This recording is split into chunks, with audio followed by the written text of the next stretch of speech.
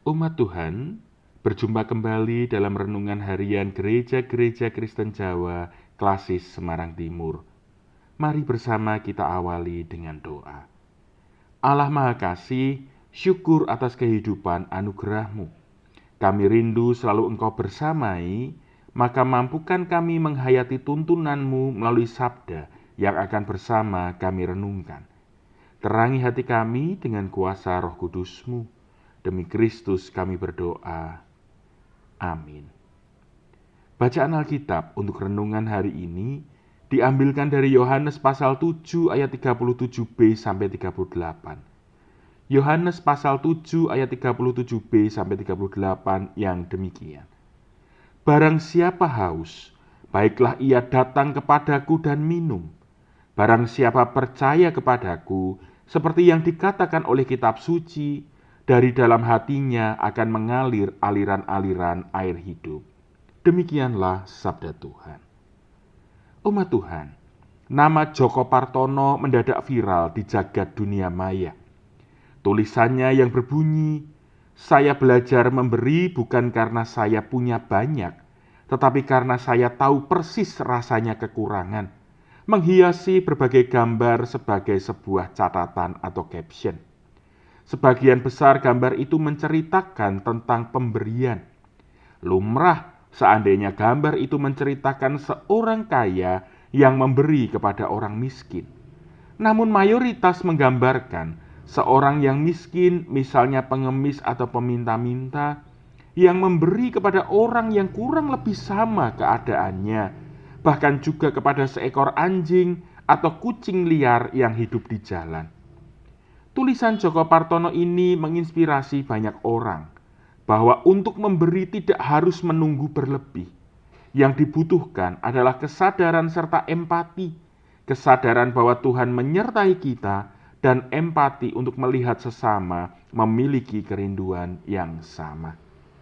Umat Tuhan, bacaan kita mengisahkan percakapan Yesus dengan orang-orang Yahudi mengenai kemelekatan kepada Kristus.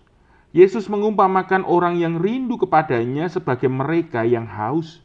Lumrahnya bagi seorang yang haus, apalagi dalam kondisi masyarakat Israel yang sangat erat dengan padang gurun dan perjalanan jauh, akan memenuhi hasrat hausnya dengan air sehingga beroleh kelegaan.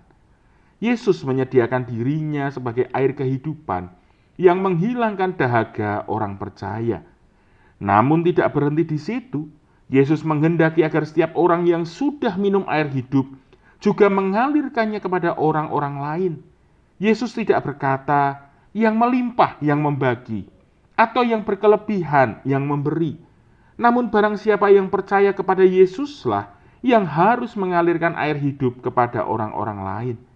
Artinya bahwa semua orang yang melekat kepada Kristus harus membagikan kasih-Nya kepada sesama.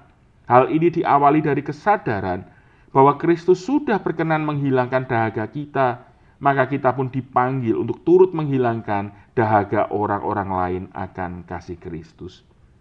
Dalam hidup bersama, siapa yang seharusnya mengawali untuk berbagi dan memberi?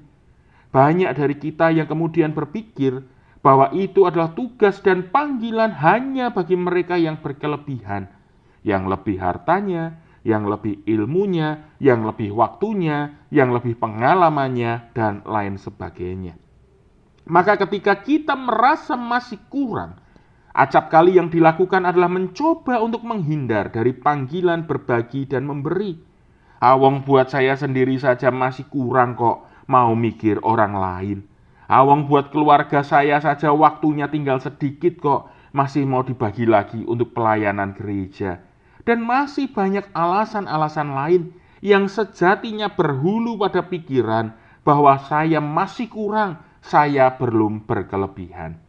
Nah, saudara-saudara, renungan hari ini dalam rangka menjemput hari raya Pentakosta mengajak kita untuk merefleksikan pemenuhan Kristus atas dahaga kita dan panggilan untuk mengalirkan air hidup itu kepada orang-orang lain. Perintah Yesus yang kemudian dihidupi para murid mengajarkan bahwa tidak harus menunggu berkelebihan untuk memberi dan berbagi, karena di dalam Kristus kita sudah dianugerahi kelimpahan.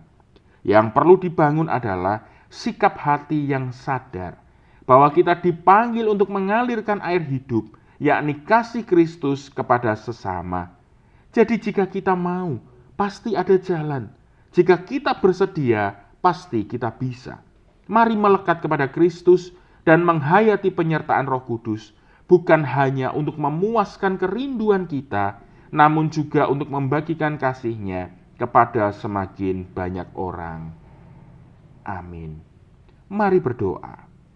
Kristus Sang Sumber Hidup, terima kasih untuk berkat pemeliharaan-Mu yang senantiasa memuaskan kami. Hidup kami terjamin dalam kemelekatan kepadamu. Maka mampukan kami untuk mengalirkan kasih-Mu kepada semakin banyak orang melalui apapun yang ada pada kami. Roh Kudus kiranya menyadarkan dan menggerakkan kami bahwa kami sudah terlebih dahulu dipuaskan oleh air hidup dari-Mu, maka kami pun dipanggil untuk membagikannya kepada sesama kami. Sertai kami senantiasa Tuhan, kiranya hidup kami berkenan kepadamu. Maka demi Kristus kami berdoa. Amin. Tuhan memberkati kita. Amin.